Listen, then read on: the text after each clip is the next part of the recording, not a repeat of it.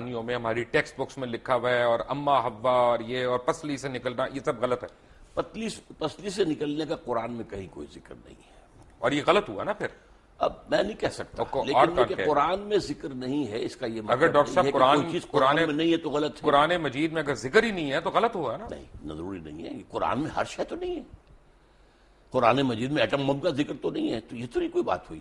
وہ تو ایک بات ہے جس کا ذکر کیا، جس کا ایٹم بم سے ہمارے دین کا تو تعلق نہیں ہے نا. نہیں، لیکن یہ کہ آدم حوا سے بھی بڑا کیا آدم حوا سے تو کیا، آدم سے ہے، آدم نبی تھے. کون سی حدیث میں ذکر ہے حوا کا؟ کس کا؟ بی بی حوا کا.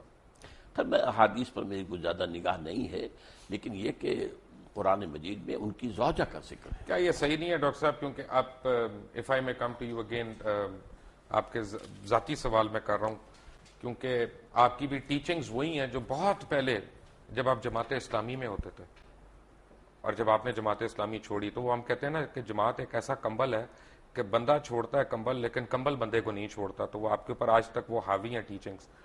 اس سے بہتر تعبیر یہ ہے جس نے کہا تھا کہ جو لوگ جماعت سے نکل جاتے ہیں ان میں سے جماعت نہیں نکلتی.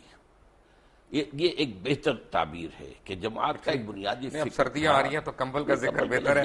جس نے بھی کہا، لیکن اصل میں بات یہ ہے کہ بائبل تو ہے نا لائبریری آف بکس. جی ٹھیک ہے نا. جیسے جوئش بائبل جو ہے 39 بکس ہیں، اسی طرح پروٹیسٹنٹ بائبل بھی 39 اور 27 ہے، کیتھولک جو ہے وہ 46 بکس ہیں.